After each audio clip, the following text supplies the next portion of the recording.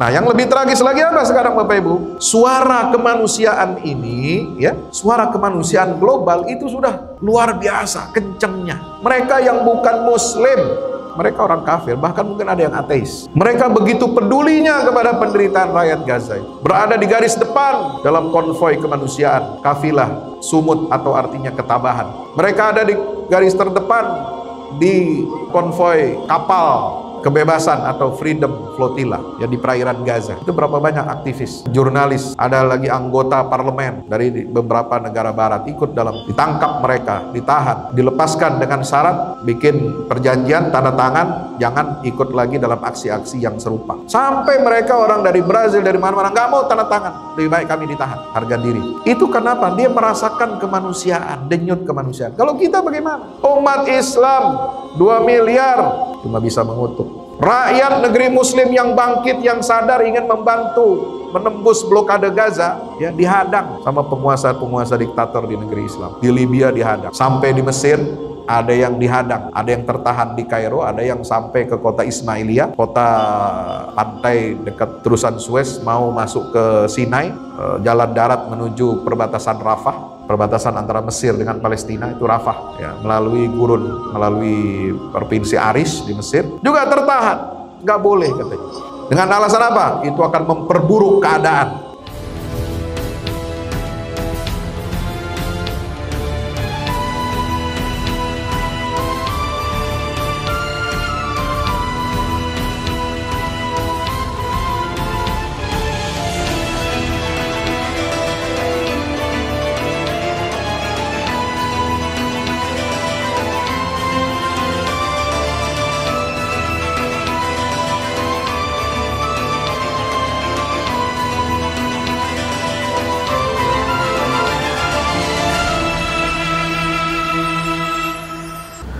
Bismillahirrahmanirrahim. Raditu billahi rabba wa bil islami dina wa bi Muhammadin nabiyya wa rasula. Subhanaka la ilma lana illa ma 'allamtana innaka antal alimul hakim. Rabbi zidna ilma warzuqna fahma. Hayyikum bi tahiyatil Islam. Assalamualaikum warahmatullahi wabarakatuh. Alhamdulillah, puja dan syukur senantiasa kita panjatkan kehadirat Allah Azza wa Jalla.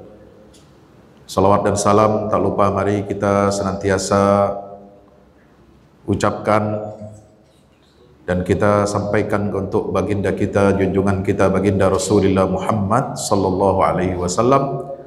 Allahumma salli ala Muhammad wa ala ali Muhammad. Allah Azza wa Jalla perintahkan kita untuk saling berkasih sayang dengan sesama kaum muslimin. Allah Subhanahu wa taala perintahkan kita untuk menjaga ikatan ukhuwah, persaudaraan di antara kita, dan ditegaskan di dalam ayat surah Al-Hujurat ayat 10. Innamal mu'minuna ikhwatun. Sungguhnya orang-orang yang beriman itu bersaudara. Dan Allah Subhanahu wa taala menegaskan agar kita jangan sampai terperosok mengikuti kesalahan yang dilakukan oleh orang-orang terdahulu. Wala takunu kalladzina tafarraqu wakhtalafu min ba'di ma ja'ahumul bayyinat wa ulaika lahum adzabun azim. Janganlah kamu sekalian menjadi seperti orang-orang yang berbeda, berselisih dan bertikai. Wala takunu kalladzina tafarraqu. Jangan kamu bercerai-berai. Wakhtalafu min ba'di ma ja'ahumul bayyinat. Dan mereka berselisih tentang perkara agama, perkara yang mendasar setelah datang kepada mereka bukti-bukti nyata, bukti-bukti mukjizat dari Allah Subhanahu wa taala yang terang benderang. Sebab perpecahan itu, kata Allah Subhanahu wa taala, itu akan menyebabkan kita mendapatkan siksa yang berat. Ulaika lahum adzabun azim. Mereka yang berselisih, mereka yang bertengkar, mereka yang kemudian berpecah belah, Ya, setelah datang bukti-bukti yang jelas nyata dari Allah, maka mereka akan mendapatkan siksa yang sangat besar. Nabi SAW juga perintahkan kita untuk mengokohkan persaudaraan, menguatkan tali keimanan. Al-mu'minu lil mu'mini kal bunyan yashuddu ba'duhu ba'dha. Orang beriman kepada orang beriman yang lainnya itu saling menguatkan satu sama lain. Kal bunyan, dia ibarat seperti sebuah bangunan. Tidak ada bangunan berdiri tegak, kokoh, kecuali semua unsur, semua lapisan yang ada dalam struktur bangunan itu menyatu dalam satu olahan. Tidak bisa tegak bangunan hanya karena ada besinya saja. Besi aja gitu, nggak bisa. Atau hanya semennya saja, hanya pasirnya saja, hanya batu kerikilnya saja atau batu pondasinya saja, tapi semua harus menyatu. Ya. Direkatkan, dijadikan satu oleh air menjadi sebuah adonan. Dan itu semuanya saling menguatkan satu dengan yang lain. Bapak Ibu hadirin rahmati Allah Subhanahu wa taala, bahkan Allah Subhanahu wa taala mengingatkan kita, ya, bahaya kalau kita berpikir hanya untuk kepentingan diri kita sendiri, egois. Bahaya kalau kita berpecah belah, hanya mengunggulkan kelompok diri kita saja. Maka Allah Ta'ala mengingatkan bahaya perpecahan itu di dalam surah Al-Anfal ayat 74. Walladzina kafaru ba'duhum awliya'u ba'din illa taf'alu takun fitnatun fil ardi wa fasadun kabir. Orang-orang kafir itu walaupun mereka berbeda-beda, mereka berselisih, sengit. Pertikaian di antara orang kafir itu sengit. Jangan dikira semuanya sama. Ya, satu agama ya di luar Islam itu denomnya banyak, denominasinya banyak, alirannya banyak, saling menyesatkan, saling mengkafirkan satu dengan yang lain, gontok-gontokan. Ya, bahkan mereka ibadah satu kelompok nggak boleh di tempat rumah ibadah milik kelompok lain, itu nggak boleh. Ya. Kalau sudah gereja ditetapkan seperti ini, satu golongan, satu kelompok, nggak boleh dia dipakai oleh golongan yang lain. Sampai seperti itu. Tapi mereka, kata Allah Subhanahu wa taala, walladzina kafaru ba'dhum awliya'u ba'din, mereka saling melindungi satu sama lain. Mereka berwala satu sama lain. Mereka saling menguatkan satu sama lain. Illa taf'alu, wahai umat Islam, kalau kalian tidak melakukan langkah seperti yang dilakukan oleh orang kafir, saling menguatkan ketika mereka menjadikan umat Islam, menjadikan ajaran Islam ini sebagai musuh bersama, mereka bisa bersatu. Kalau kalian tidak mau bersatu, terus dalam perpecahan, illa taf'alu takun fitnatun fil ardi wa fasadun kabir, maka ketahuilah akan muncul fitnah dan kerusakan yang besar di atas muka bumi ini. Hadirin masyaallah rahmati Allah, ya, kita sekarang di bulan apa? Zulhijjah. Ya, segera akan mengakhiri tahun 1446 Hijriah dan akan memasuki tahun baru 1447 yang dimulai dengan bulan Muharram. Kenapa bulan Muharram menjadi bulan pertama dalam sistem kalender Islam dan bulan penutup dalam kalender Islam itu adalah bulan Zulhijjah? Rahasianya karena yang pertama, pemilihan kalender Hijriah itu adalah berdasarkan peristiwa hijrahnya Nabi Muhammad SAW. Hijrahnya Nabi SAW itu, ya, menurut para ulama, para ahli sejarah, para ahli sirah, itu sudah dimulai gaungnya, permulaannya sejak bulan Zulhijjah itu sudah mulai, ya. Gelombang orang Islam yang ada di Mekah yang tertindas, mereka diperintahkan Allah untuk hijrah ke Madinah, itu gelombangnya sudah dimulai kecil-kecil, sedikit-sedikit, ya. Itu sejak bulan Zulhijjah. Zulhijjah, Muharram, Safar, Rabiul Awal. Di bulan Rabiul Awal itulah puncaknya hijrah Nabi kita Muhammad SAW, ditemani oleh sahabat Abu Bakar Siddiq, sehingga Nabi sampai di Madinah bersama sahabatnya Abu Bakar Siddiq radhiyallahu anhu itu bertepatan dengan tanggal 12 Rabiul Awal. Nah, maka hijrah itu sudah dimulai dari bulan Zulhijjah, ya, bergelombang sedikit-sedikit. Maka rahasianya itulah kenapa bulan Zulhijjah itu jadi bulan yang terakhir dalam penanggalan kalender Islam, dan kemudian bulan pertamanya adalah bulan Muharram, karena proses hijrah dimulai dari bulan Zulhijjah. Yang kedua, apa sebabnya?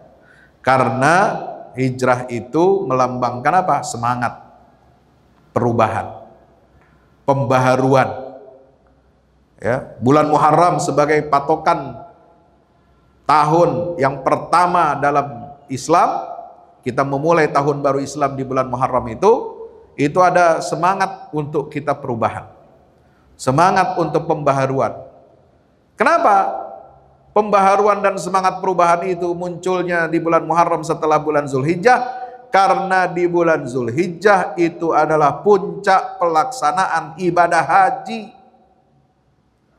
Dan ibadah haji itu merupakan simbol, ya, kekuatan umat Islam, simbol persatuannya umat Islam, simbol solidaritasnya umat Islam, simbol, ya, umat Islam ini beribadah bukan hanya ibadah biasa, ibadah haji itu, tapi ibadah haji itu melibatkan tenaga, melibatkan finansial, keuangan yang cukup besar, melibatkan, ya, kemampuan ketahanan mental kita, ya, ketahanan fisik kita, fokus kita dalam berzikir mengingat Allah Azza wa Jal, ya, pergerakan dari satu titik ke titik yang lain, mobilitasnya sangat tinggi dan padat orang ketika beribadah haji.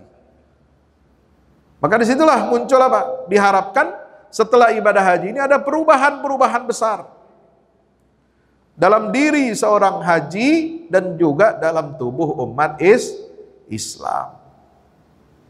Nah, contoh, dulu zaman Belanda penjajahan, orang yang pergi ibadah haji itu, ya, itu kalau pulang dari tanah suci Mekah, habis ziarah ke Madinah, pulang berlayar menuju Kepulauan Nusantara, belum ada Indonesia dulu namanya, ya. Itu haji-haji itu diciriin, dikasih ciri, dikasih tanda. Makanya disebutnya haji. Ya, haji fulan, haji fulan, haji fulan. Untuk menandakan apa? Bahwa ini orang-orang yang pulang dari ibadah haji ini adalah orang-orang yang berbahaya. Ya. Kalau dalam pandangan pemerintah kolonial Hindia Belanda, orang-orang yang baru pulang ibadah haji itu semangatnya, perjuangannya nggak sama dengan orang yang belum pernah haji. Ya. Kenapa? Karena dia melihat di sana umat Islam berkumpul dari berbagai belahan dunia, umat Islam mendengarkan fatwa-fatwa, petuah-petuah keagamaan yang mendorong umat ini untuk bebas dari penjajahan, untuk bebas dari, merdeka dari kolonialisme asing. Itu mereka dapatkan fatwa dan pelajaran-pelajaran selama di tanah suci. Mereka saling kontak dari satu suku dengan suku yang lainnya. Mereka punya kontak dengan umat dari berbagai negara. Karena dulu memang jamaah haji itu dikelola oleh seluruh umat Islam, mandiri, dikelola mandiri. Ya, nggak tersentral seperti sekarang. Sekarang terpusat oleh pemerintahan kerajaan Saudi Arabia. Ya, kalau dulu urunan gotong royong semua. Ya, kafilah-kafilah haji itu dipimpin oleh Amirul Hajj dari masing-masing wilayah, masing-masing negara.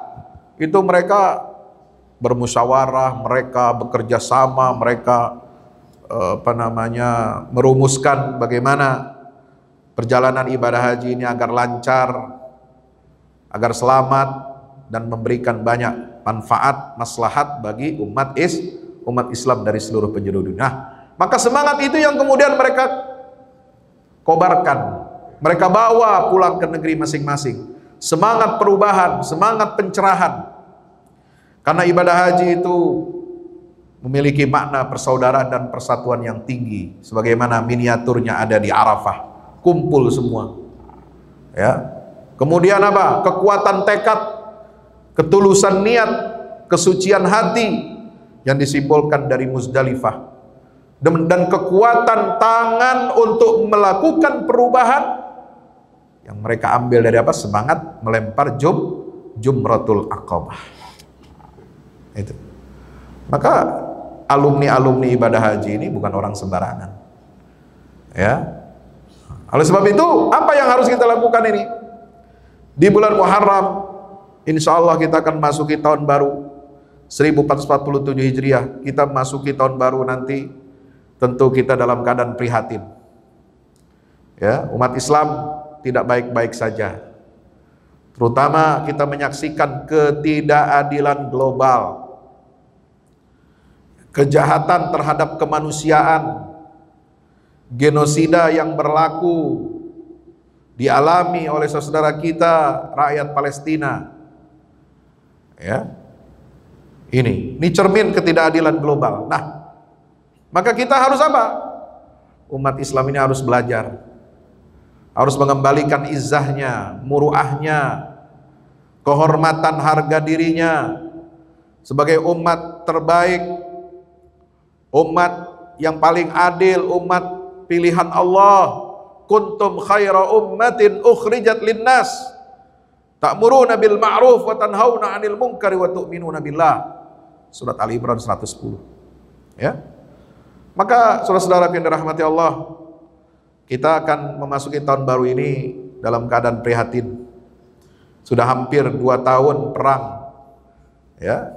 Israel memerangi jalur Gaza. Dibombardir, dihancurkan sarana prasarananya. Wanita, anak-anak dibunuhi di depan mata. Ya. Dokter, tenaga medis, wartawan, jurnalis, ilmuwan, ulama, dosen-dosen, guru-guru, habis banyak yang telah berpulang ke rahmatullah sebagai syuhada. Ya. Pemimpin-pemimpin perlawanan juga banyak yang dibunuh oleh Zionis laknatullah. Ya, maka kenapa ini semua terjadi? Maka ini kita perlu muhasabah. Jadi pergantian tahun itu kan biasanya identik dengan apa? Muhasabah, evaluasi. Ya, evaluasi. Ya, kita merayakan tahun baru Islam bukan dengan hura-hura. Ya, seperti halnya orang merayakan tahun baru Masehi. Ya, itu. Jadi kita harus banyak muhasabah ini. Muhasabah masuki Muharram 1447 Hijriah adalah dengan kita mengevaluasi kondisi umat kita sekarang ini. Ya, menghadapi tantangan-tantangan besar. Bahkan umat Islam yang diikat oleh sebuah tali akidah tauhid, ya, diikat oleh dua kalimat syahadat, asyhadu an la ilaha illallah wa asyhadu anna muhammadar rasulullah. Ya, diikat oleh apa?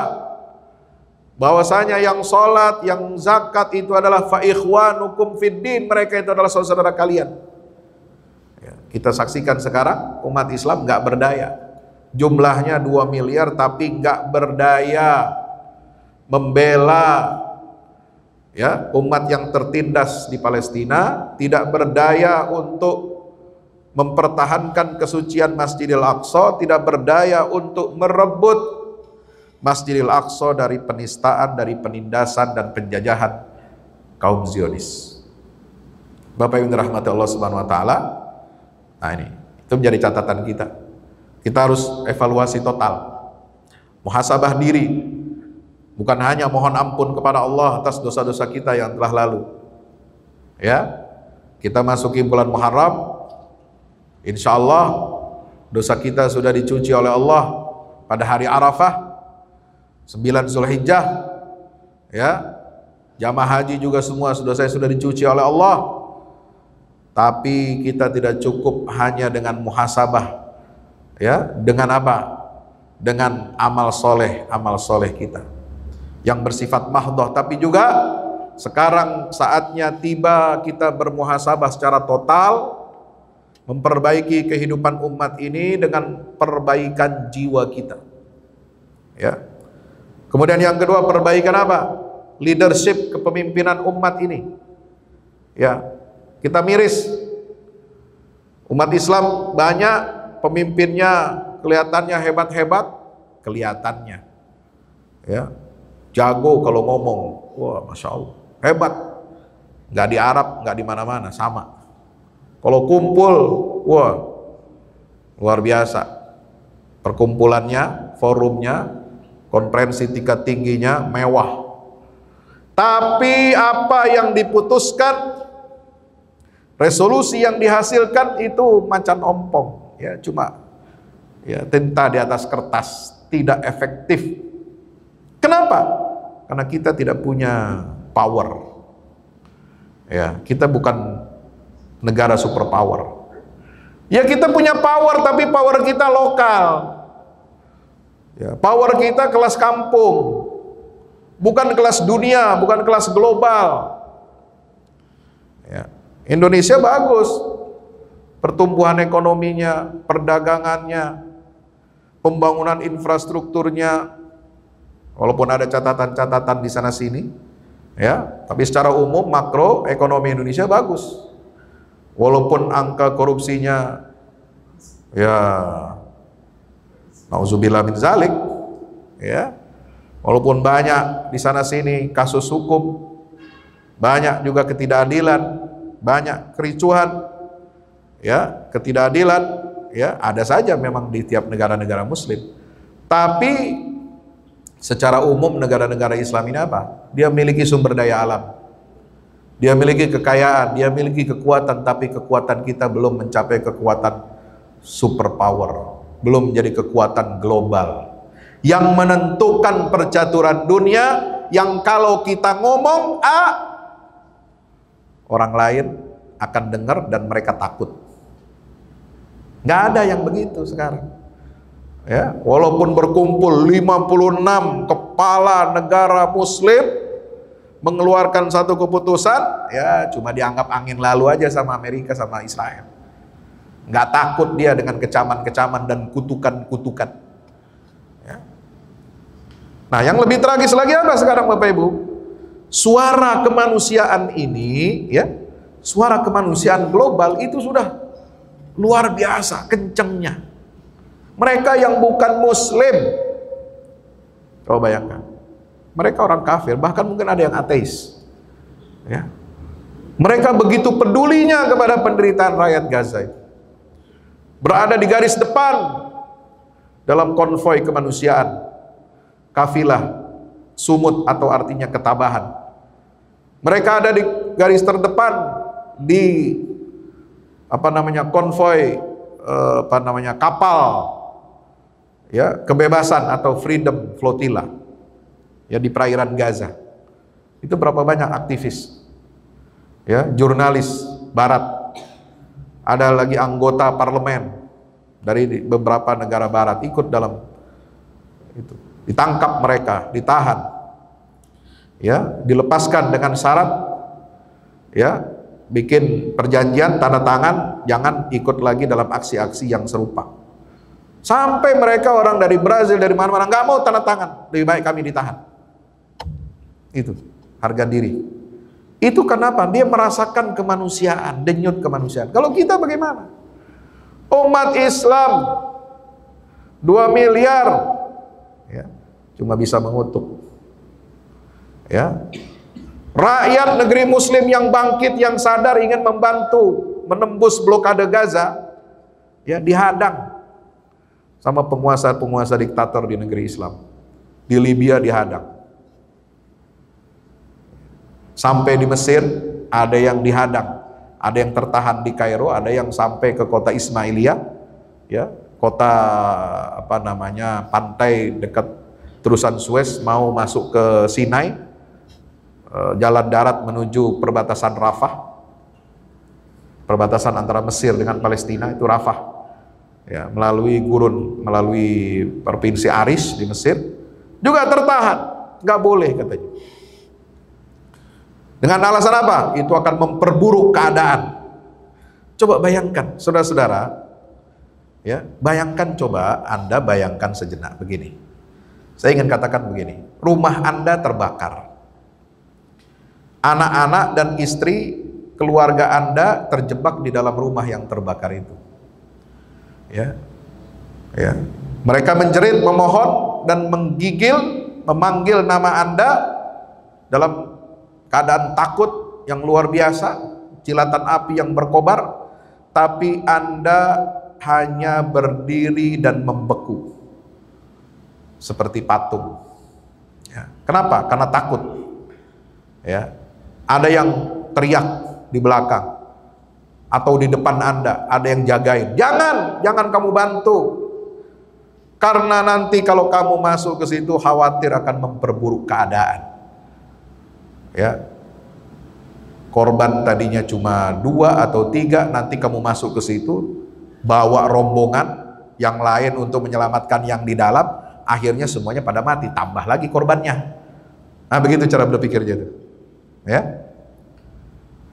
Padahal dalam Islam, bukankah menyelamatkan satu nyawa itu adalah kewajiban yang paling mendasar? Ini dalam Al-Quran dikatakan, ya, man qatala nafsan bighairi nafsin ka'annama qatala an-nasa jami'a wa man ahyaha faka'annama ahya an-nasa jami'a. Orang membunuh satu nyawa itu dosanya seperti membunuh seluruh manusia.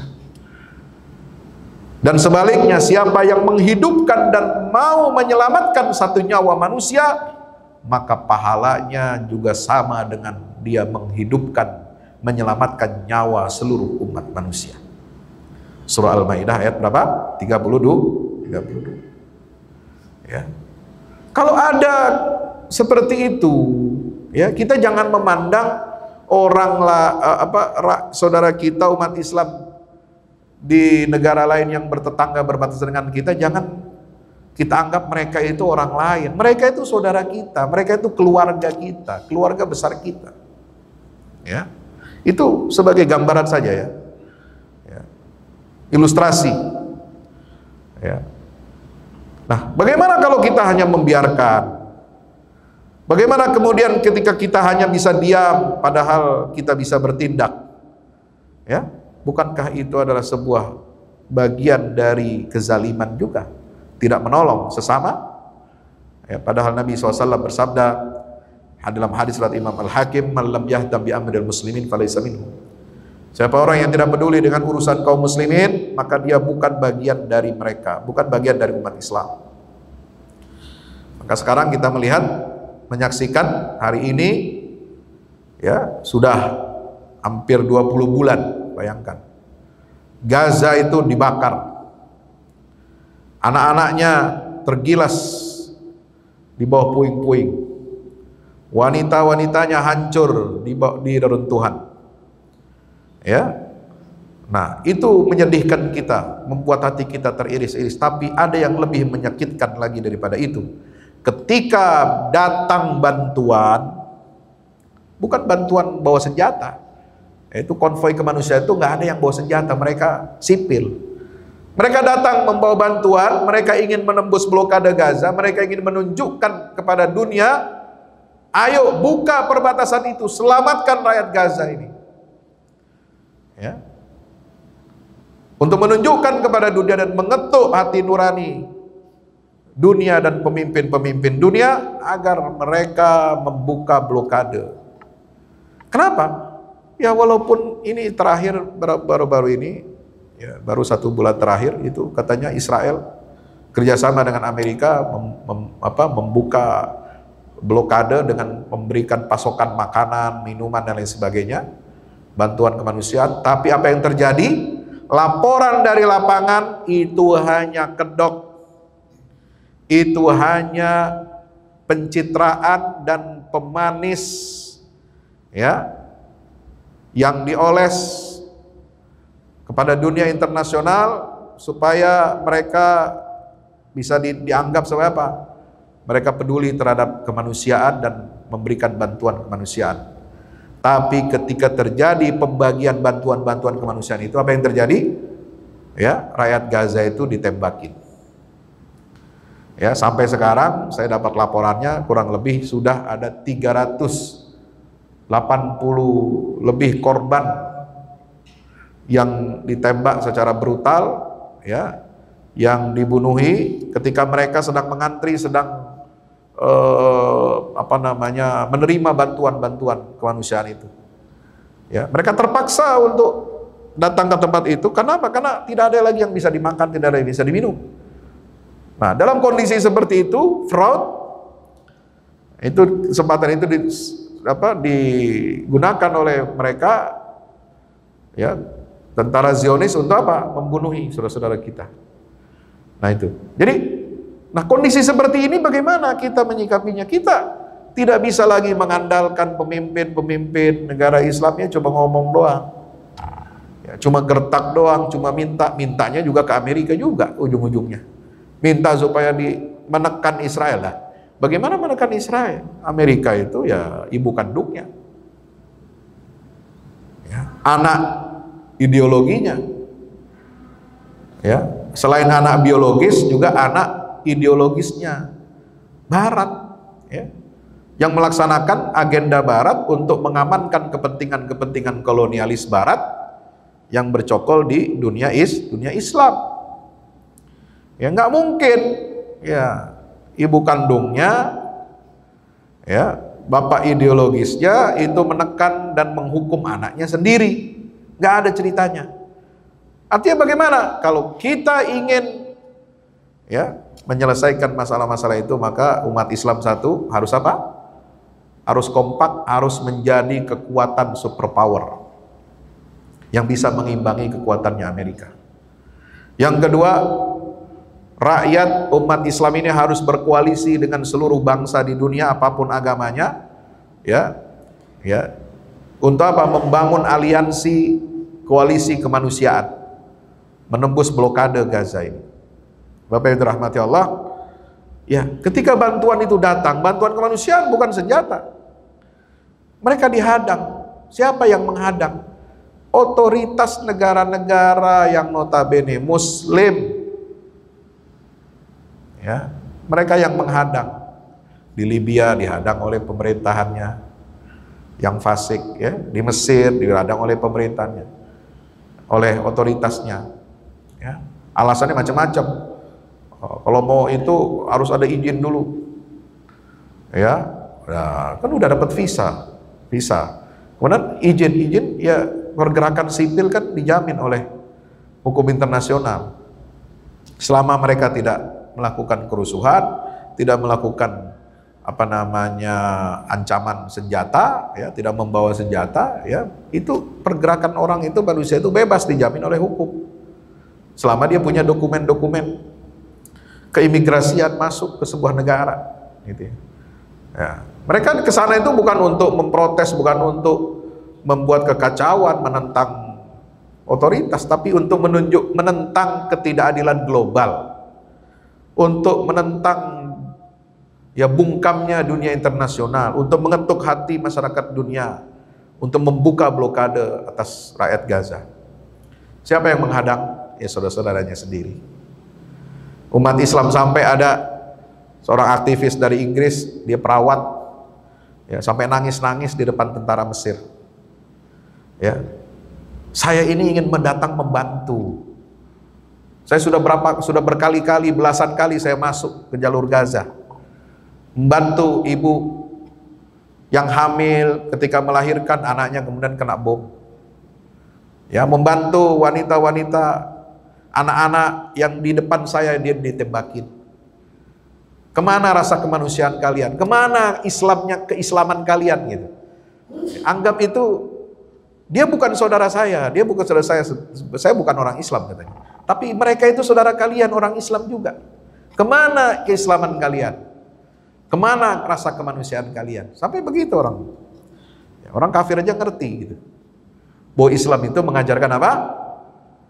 Ya, kita harus membela saudara-saudara kita. Al-muslimu akhul muslim.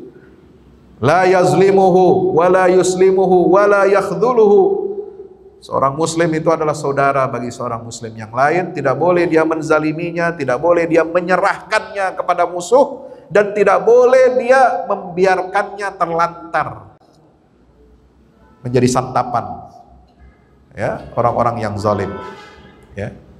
Jadi yang menghadang ini bukan Zionis, ya, itu saudara-saudaranya sendiri. Ya, kita bukan menyalahkan negeri Mesir yang baik, yang punya banyak kebaikan untuk rakyat Palestina. Kita tidak pernah menyalahkan ulamanya, rakyatnya yang berjuang, yang memberikan bantuan ya bagi saudaranya di jalur Gaza. Ya, mereka sudah melakukan banyak hal, sama seperti Indonesia. Ya, bangun rumah sakit, ngasih bantuan ini, itu, dan sebagainya. Tapi persoalannya yang kita kritik dan masyarakat dunia internasional kritik adalah rakyatnya itu apa?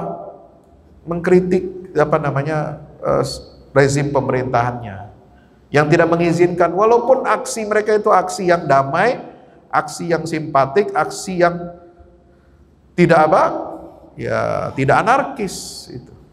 Karena mereka nggak bawa senjata, kan nggak boleh masuk ke negeri orang bawa senjata, itu nggak boleh. Ya, nggak boleh. Itu namanya nanti akan berbuat makar. Dan mereka tidak punya apa-apa, tidak punya senjata, bawa bantuan kemanusiaan. Mereka ingin sampaikan suara kepada masyarakat dunia, para pemimpin dunia. Ya, ada yang dirahmati Allah. Ya, menghadang, dilarang, dicegah, apa ada dalihnya? Oh, ini karena kita ingin menjaga stabilitas nasional. Ini prosedur, ini protokol, ini upaya kita untuk apa? Darul mafasid, untuk mencegah keburukan-keburukan yang lebih besar. Ya, saudara yang dirahmati Allah Subhanahu Wa Taala, ya, hadirin dirahmati Allah, mari kita renungi terakhir firman Allah Subhanahu Wa Taala. Ya, ketika kita umat Islam ini tidak lagi peka terhadap kemanusiaan, tidak lagi peka terhadap nilai keislaman yang perintahkan kita untuk apa? Untuk bersatu, untuk saling menyayangi, saling melindungi, ya, dan itu akan menyebabkan fitnah dan kerusakan yang besar kalau kita tidak bersatu dan tidak saling melindungi sebagaimana pesan Allah dalam surah Al-Anfal ayat 73 yang tadi saya sampaikan di awal. Ya. Maka itu, ya, hadirin rahmati Allah Subhanahu Wa Taala, kita lihat dalam surah At-Taubah ayat 49. Ya, terakhir kita ingin, mari kita tadabburi ayat ini. Surat apa? At-Taubah. Silakan buka ya Qur'annya masing-masing. Ya, surat At-Taubah. Ya. At-Taubah ayat 49. Allah Ta'ala berfirman, a'udzubillahi minasyaitonirrajim. Bismillahirrahmanirrahim. Ya. Wa minhum may yaqulu dzalli wa la taftinni. Di antara orang-orang munafik ada yang memberikan alasan dalih kepada Rasulullah. Wahai Nabi, wahai Rasul, idzalli, izinkan saya untuk tidak berperang. Wala taftinni, dan jangan dorong, jatuhkan saya ke dalam fitnah. Kenapa? Karena kalau ini latar belakang asbabun nuzulnya, orang munafik cari alasan nggak mau ikut perang Tabuk ke Romawi, ke wilayah negeri Syam. Alasannya apa? Izin ya Rasul, kami nggak ikut perang. Kenapa? Ditanya oleh Nabi. Karena kami khawatir jatuh ke dalam fitnah. Apa fitnah yang kalian khawatirkan? Kami takut fitnah godaan wanita-wanita Romawi yang cantik-cantik katanya. Oh, hebat ya, alasannya keren. Takut apa? Tergoda. Takut dengan rayuan wanita-wanita Romawi yang cantik, putih, kulitnya, matanya biru, rambutnya pirang, ya kan? Wah, keren dah pokoknya. Ya. Takut kena fitnah. Ya. Itu jadi alasan orang munafik, bikin cari-cari alasan supaya apa? Tidak ikut berjihad. Allah menegaskan apa jawaban Allah? Ala fil fitnati saqatu. Ketahuilah, justru mereka dengan alasan itu, merekalah yang terjatuh ke dalam fitnah yang sangat besar dan berbahaya. Apa fitnah apa? Mereka membuka kedoknya sendiri bahwa mereka bukanlah orang mukmin yang sejati. Wa inna jahannama la muhitatun bil kafirin, dan sesungguhnya neraka jahanam itu ya, itu akan datang, akan menyiksa dan mengepung ya orang-orang kafir. Nauzubillah min zalik. Apa yang di dalam tafsir dijelaskan? Ya, itu dijelaskan apa? Maka di antara orang munafik itu ada yang mencari-cari alasan yang dibuat-buat. Ya Rasul, izinkan saya tidak ikut berjihad, jangan kau membebani aku dengan untuk berjihad bersamamu apa? Agar saya tidak terjerumus ke dalam dosa akibat fitnah perempuan-perempuan musuh, wanita-wanita cantik. Ketahuilah kata Allah, sesungguhnya mereka telah jatuh ke dalam fitnah yang lebih besar daripada apa yang mereka sangkakan. Yaitu fitnah apa? Fitnah kemunafikan. Fitnah meninggalkan kewajiban jihad. Ya, itu. Ini fitnah jauh lebih besar daripada alasan yang mereka sebutkan, takut tergoda oleh perempuan. Nah, inilah cara Allah membongkar niatnya, membongkar hakikatnya, membungkam logika palsu dengan ayat yang tegas bahwa orang-orang seperti itu tidak punya uzur lagi, tidak punya alasan yang kuat lagi, ya.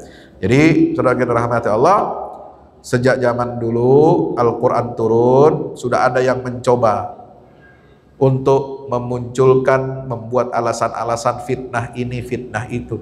Fitnah perempuan cuma satu contoh. Itu mewakili contoh fitnah-fitnah alasan nanti fitnah kita takut mengalami goncangan stabilitas. Kita akan mengalami apa? Ancaman terhadap keamanan nasional. Kita akan mengalami ini, itu, dan lain sebagainya. Ya. Padahal ya, kita melihat bahwa peran negeri Mesir dan negeri Syam dalam sejarah itu sangat-sangat sentral. Untuk membebaskan Baitul Maqdis, syaratnya mutlak dari segi geopolitik dan hubungan internasional sejak zaman Khalifah Umar bin Khattab, kemudian di masa Salahuddin Al-Ayyubi, dan di masa kejatuhan Baitul Maqdis tahun 1917, itu syaratnya cuma dua. Ya, ada pemimpin yang kuat. Yang kedua, pembebasan Baitul Maqdis itu harus dengan apa? Didahului oleh pembebasan negeri Mesir dan negeri Syam. Zaman Umar, ya, sebelum pembebasan Baitul Maqdis, beliau mengutus Panglima Amr bin As untuk menaklukkan Mesir. Kemudian mengutus Khalid bin Walid sebelumnya, dan kemudian diganti dengan Abu Ubaidah bin Jarrah untuk menaklukkan negeri Syam, Damaskus. Baru setelah itu menaklukkan Baitul Maqdis, Palestina. Membebaskan Masjidil Aqsa dari penjajahan Romawi. Salahuddin Al-Ayyubi juga begitu. Ketika dia bertekad untuk membebaskan Masjidil Aqsa, yang dia lakukan adalah politik, langkah-langkah politik, membebaskan negeri Mesir dari perbudakan pemikiran dan akidahnya Daulah Ubaidiyah Fatimiyah, ya, Syiah Fatimiyah, kerajaan Syiah Fatimiyah itu dikalahkan, ditaklukkan, dihancurkan oleh Salahuddin, dan kemudian beliau menyatukan negeri Mesir dengan negeri Syam di bawah satu payung. Barulah bisa membebaskan Masjidil Aqsa. Kenapa? Karena musuh-musuh Islam sangat menyadari pentingnya dua sayap negeri ini, negeri Syam dan negeri Mesir. Maka mereka sebelum menaklukkan Baitul Maqdis, mereka taklukkan dan mereka rebut dulu Mesir dan negeri Syam supaya takluk dan tunduk kepada kepentingan kolonialis global. Mudah-mudahan Allah Subhanahu wa taala memberikan pertolongan, memberikan hidayah kepada kita semua umat Islam, ya, dan juga kepada para pemimpin umat Islam, para pemimpin negeri-negeri Islam, agar mereka mau belajar dari sejarah, mereka belajar dari sunnatullah. Mereka kalau ingin dikenang namanya dengan baik, dengan penuh kebaikan, dengan kesalehan, maka dia harus berpihak kepada agenda umat Islam yang paling besar, yaitu agenda pembebasan Baitul Maqdis dan merebut Masjidil Aqsa dari tangan-tangan kotor Zionis Yahudi. Demikian yang bisa saya sampaikan, mudah-mudahan bermanfaat. Aku qouli hadza astaghfirullah li wa lakum. Wassalamualaikum warahmatullahi wabarakatuh.